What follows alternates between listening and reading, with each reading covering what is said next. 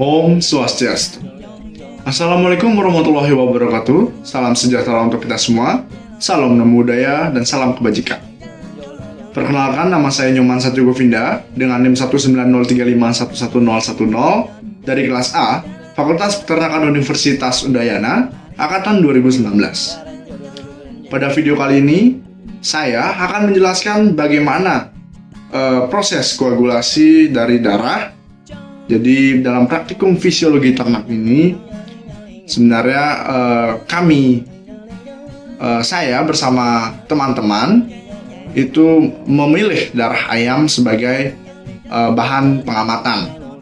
Bagaimana langkah kerja, alat dan bahan, hasil dan juga pembahasan serta kesimpulan dari praktikum kali ini.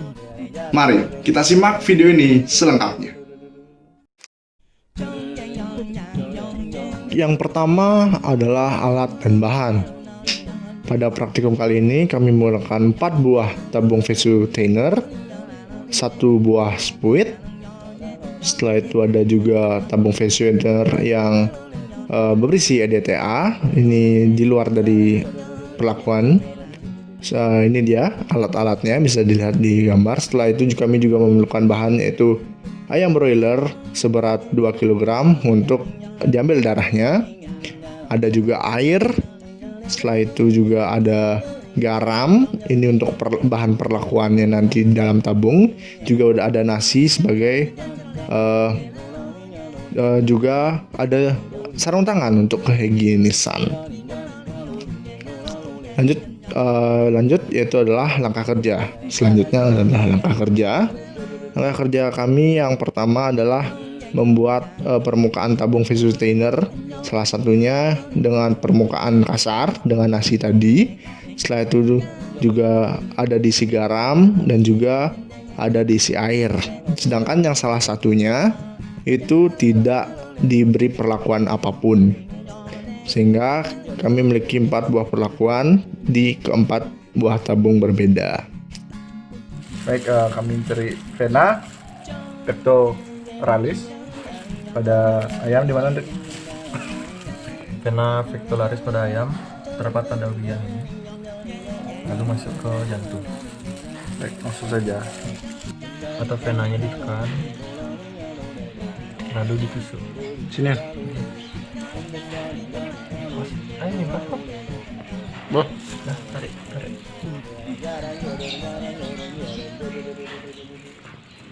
Karena kami gagal mencari darah dari bagian vena pectoralis, kami pun berpikir untuk menyembelih ayam agar lebih mudah mengambil darahnya. Password paling susah. Oke ayam. Oh. Rob.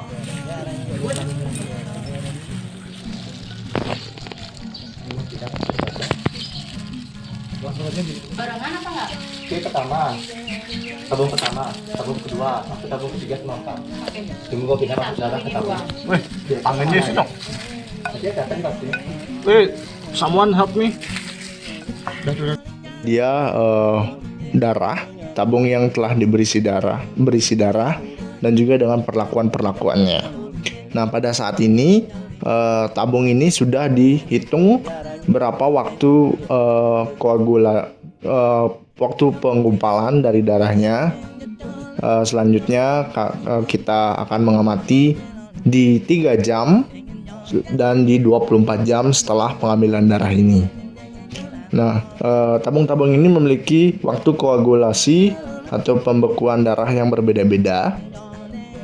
Dan kita akan lihat hasil dari apa yang telah kami lakukan.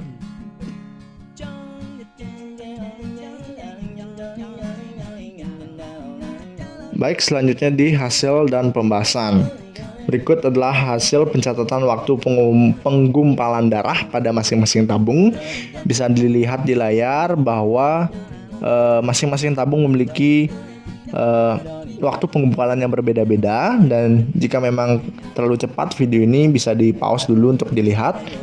Dan juga bisa dilihat bahwa tabung EDTA tidak mengalami penggumpalan karena ini di luar dari perlakuan yang ditetapkan, tapi kami hanya rasa penasaran saja. Tabung EDTA ini mengandung koagulan, yaitu antikoagulan, yaitu EDTA, sehingga tidak terjadi penggumpalan.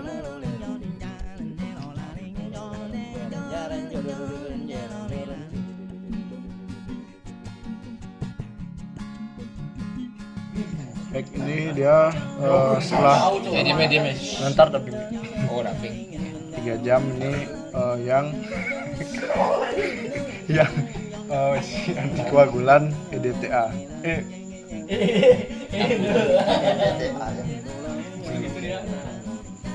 Santer. Ya. Habis itu ini yang garam. Bisa dilihat yang garam juga setelah 3 jam masih tergumpal. Lanjut yang isi air, di air dia menggumpal tapi dia masih menyatu dengan air. Setelah 3 jam ya. Iya. Nah, setelah itu yang halus bisa dilihat dulu, yang halus dia menggumpal, dilihat ada gumpalannya, dan yang kasar juga sama harus menggumpal, bisa dilihat gumpalannya di bawahnya. Sekian. Baik, bisa dilihat di layar bahwa pada selama 3 jam terdapat perubahan yang terjadi pada masing-masing tabung. Bisa di-pause untuk bisa dilihat, untuk dibaca.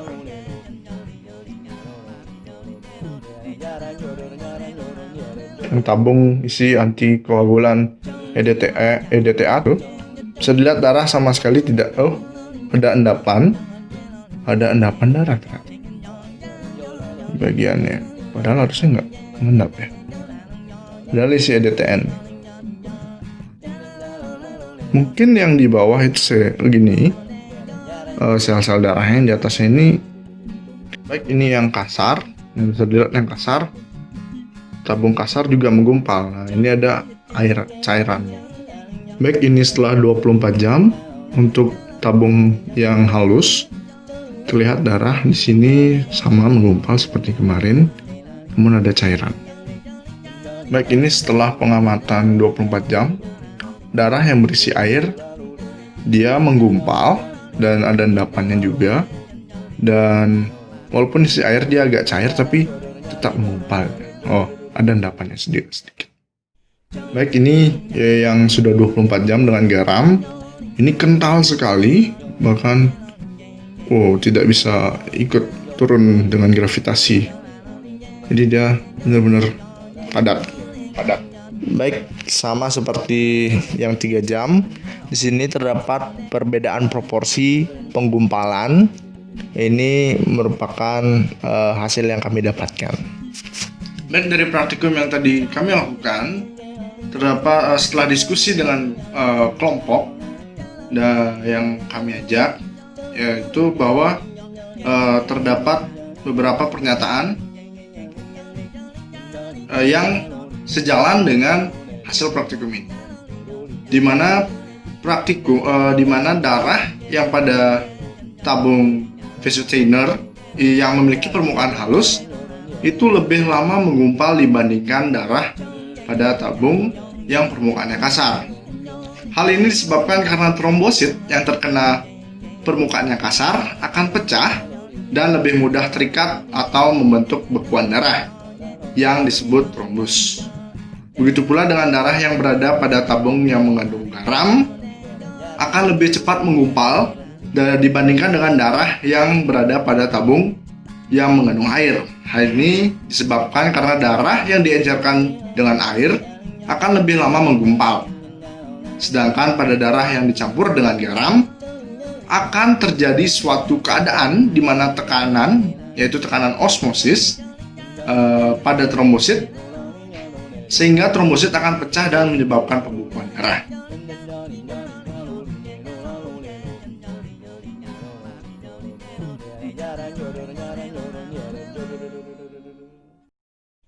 Dan dari praktikum yang tadi kami lakukan, terdapat setelah diskusi dengan kelompok yang kami ajak, yaitu bahwa terdapat beberapa pernyataan yang sejalan dengan hasil praktikum ini, di mana darah yang pada tabung Vesuteiner yang memiliki permukaan halus itu lebih lama menggumpal dibandingkan darah pada tabung yang permukaannya kasar. Hal ini disebabkan karena trombosit yang terkena permukaannya kasar akan pecah dan lebih mudah terikat atau membentuk bekuan darah yang disebut trombus.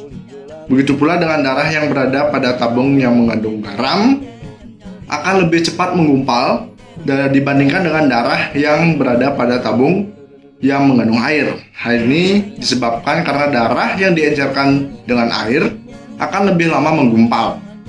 Sedangkan pada darah yang dicampur dengan garam akan terjadi suatu keadaan di mana tekanan, yaitu tekanan osmosis pada trombosit, sehingga trombosit akan pecah dan menyebabkan pembekuan darah. Baik, itu dia tadi penjelasan mengenai hasil dari praktikum kami. Saya secara khusus memohon maaf apabila terdapat kesalahan maupun ketidaktepatan informasi dalam video kali ini. Akhir kata, saya ucapkan terima kasih dan Paramasanti. Om Santi Santi Santi Om.